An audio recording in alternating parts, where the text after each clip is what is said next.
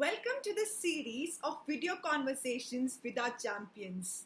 My name is Yavanika and I am a consultant at Wahura. ReLawnch, an initiative by Wahura, was born out of the manifest need to provide the returning professionals with a path back to work. We at Wahura recognize the unique value, acumen, and the expertise that our relaunchers bring to the legal ecosystem. We speak to hundreds of women lawyers who inspire us with their ways of juggling personal and professional lives in the best ways possible. Every month, this small conversation would celebrate one of our women champions. To kick off our series, today we have with us Anusha Singh. She is an experienced lawyer turned brand communications consultant and a columnist. She helps organizations speak to their stakeholders effectively. Hi Anusha, welcome to the series. Firstly, we would love to listen about your career progression. So how exactly did this leap from being a lawyer to becoming this independent corporate communications consultant really happen? Hi, Yavanika. Sure. It wasn't a leap really. It was a very organic journey where I pretty much followed my natural flow and was quite receptive to signals all around me. During my practice as a lawyer, which was for about 7 to 8 years in the consulting sector as well as the core litigation side of lawyering, I was writing all along, and I really enjoyed doing that for multiple publications in the new media later on, and as well as in the traditional print media. So, yeah, I looked at that side and I thought that this was also an area which required the kind of qualities that one needs as a lawyer, and it had a lot of synergies around being a risk taker, being able to catch signals around you, being able to foresee situations and not just be caught unawares, being more responsive than reactive, confidence, um, areas around, of course, the skill of writing, the skill of communicating, the skill of effectively speaking to your stakeholders, which is pretty much and also an analytical bent of mind and thorough research. So, pretty much common areas between the field of communications and the field of law. So, yeah, I looked at all those angles and pretty much moved to the creative services side of life as I moved to being first a business editor and then head of client services in an agency. And post that, I moved to becoming an independent consultant because I had it wasn't again something that I set a goal for myself that, oh, okay, this year or that year or by the end of this much time this is what I should be. It happened very naturally. It happened very organically, as I said. So today I have my own clients and I'm working with really interesting organizations across sectors and helping them speak to their stakeholders effectively. And of course, relaunch is very very critical there. So, while we are talking about relaunch, you have been associated with the brand for a very long time. So, do you think flexi-work is possible in the Indian scenario?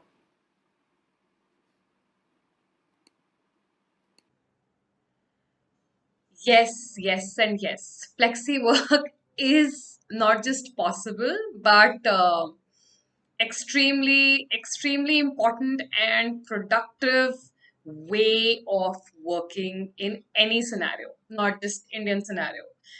Why it's taken a long time to accept it and adopt at a much broader scale in India is because of legacy issues. It's about, let me not say just, it is really actually about mindset.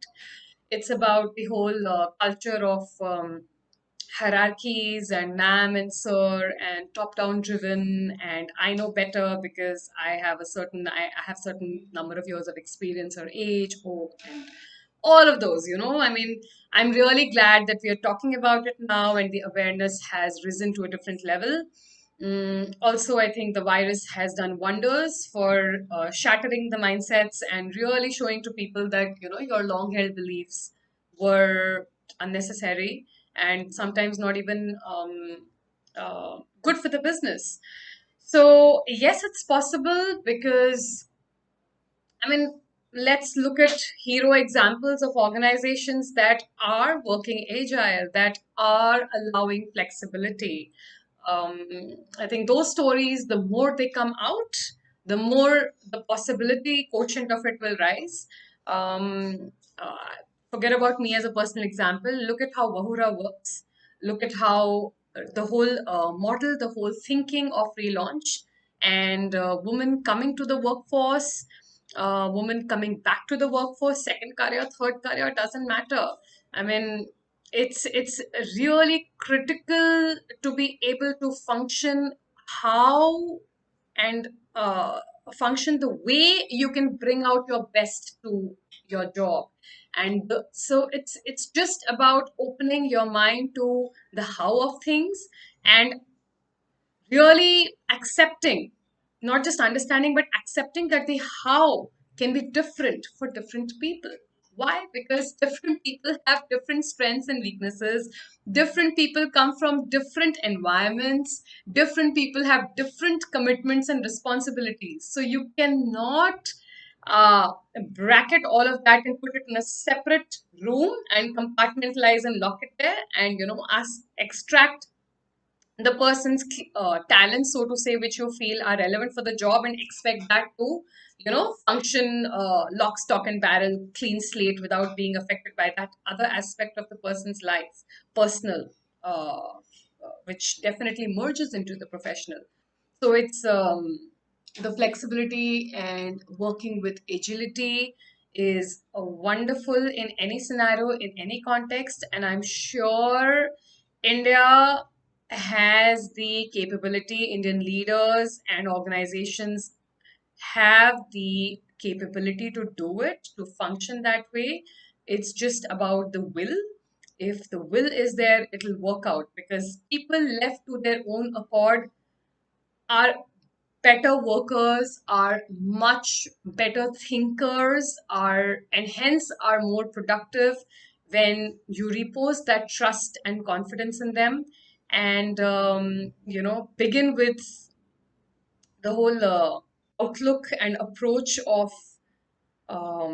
yes, this person is going to do the job well, even if I can't see him or I don't meet him for a week. Think that way, it'll happen. I mean, look at education sector. It's the most traditional sector. And in that sector, you have teachers who are at the age of 30, 35, 45, 50, people nearing retirement. And they are pretty much working online. I mean, they're teaching batches of 150, 200 students online. I mean, if they can do it, if they can get onto Zoom, if they can do Microsoft Teams meetings, who have like all along used files and folders and cholas and written on the board, and which is 80-85% of the education sector, okay? If they can do it, yes, businesses and organizations in India in any scenario can be agile, can be flexible. Just the will is what is required. So, Anusha, as we see every day, there are so many women who want to come back to the workforce after a sabbatical or even change their area of specialization when they do return. So, with the experience that you have gathered over these years, what is this word of advice or question that you would want to give to all these women?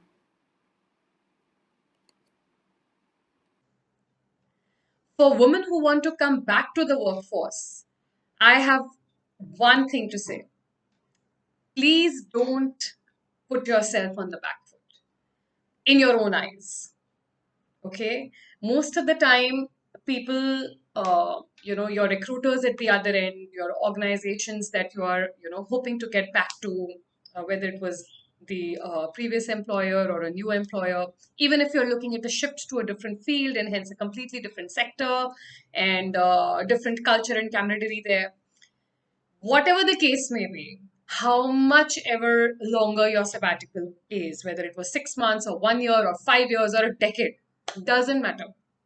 What really matters is how you evaluate yourself in your own eyes, what confidence you repose in yourself, and that will automatically sort of, impact how the person on the opposite side of the table is perceiving you. You know, your self worth is what will come through. That is what is going to take you ahead. So don't believe that I should not ask for XYZ remuneration because I was on a break. Don't believe that I don't know enough or I'm not up to scratch because I was not an active part of the workforce reporting every day to a team. Why so? Because when you were on a break, so to say, you were actually not on a break, right? You were doing n number of things with your life at that time and accumulating soft skills that cannot even be measured right now, but they will all come through in the organization that you're a part of. Why? Because you're a whole, you're a sum of all your parts. You are who you are because of all your experiences that you've had over a period of time. So don't look at yourself as someone who did not contribute to the business or the profits of a company for a period of time and hence you're on a back foot. No. When you are joining them not as someone who was, part of the cycle with them, but as someone who was part of another cycle of life and someone who gained a load of experiences there and had learnings there and will bring that to the organization and the team and the human capital that you will be part of. So really, that's one thing. Don't think that you are on a back foot or put yourself on a back foot. That's extremely important. And the second thing is, if you are especially looking at moving to a different field, or even if you are going to, looking at a role in the current field that you left earlier, um, be very thorough with your knowledge of the sector, do a lot of research, be up to scratch with the developments that are happening.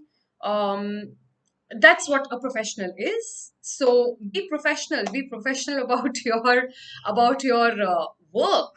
So two things: be extremely confident about your capabilities. It's not gone anywhere. It's right there. In fact, you've accumulated more capabilities in terms of the personality that you bring in and the calls that you take in crisis situations, you as being a tasker, multitasker, single tasker, whatever it may be. And the second thing is on your skill set. Be Yeah, I mean, there is no doubt that you need to be extremely thorough with how skilled you are and make yourself as skilled as you can be. So there is no finger that is raised on your output, on the results that you bring to the organization, on the potential that you're showing there to the organization. So judge yourself and allow the other person, enable the other person, direct the other person to judge you for what you will bring to the organization ahead, and not necessarily going back into the past of what you did before you went on a sabbatical.